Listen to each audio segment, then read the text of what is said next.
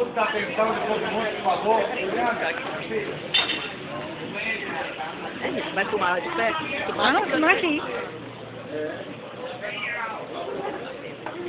Bom, primeiro eu quero... Atenção.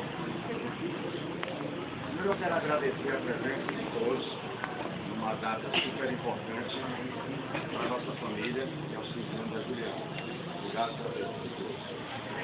Agora eu quero dirigir algumas palavras à minha filha. Na verdade, hoje é uma data muito importante para você, minha filha, porque eu acredito que seja um divisor de águas na sua vida. E eu lhe explico o que é isso.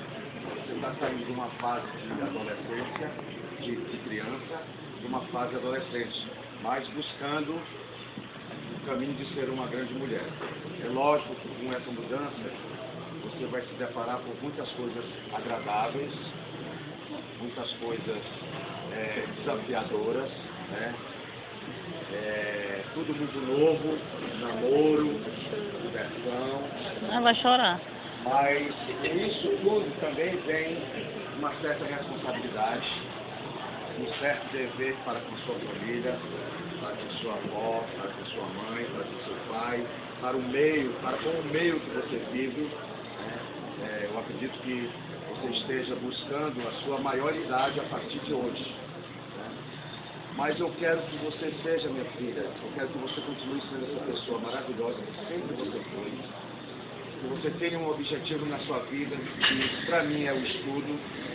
Você, assim, como se não bastasse o exemplo da sua avó, o exemplo da sua mãe, o exemplo do seu pai, você tem um exemplo da sua irmã numa família que é uma pessoa vencedora, que hoje tem, porque buscou, isso é muita dedicação.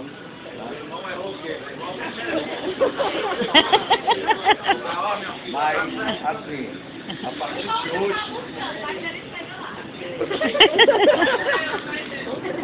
de hoje, são degraus que você tem que buscar para atingir o seu objetivo maior, de ser uma pessoa do bem, de fazer o bem, de dar o bem. Seu pai lhe ama, eu estou para você como o mundo está para Deus. Tá bom?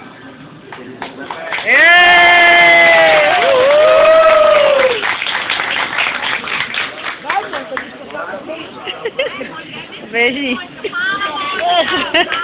É de baixo pra cima, de baixo pra cima. Não, de baixo pra cima não. É de baixo pra cima. Agora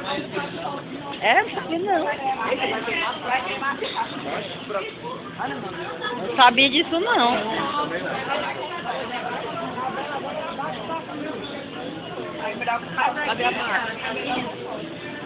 Vamos fazer mais 15 anos.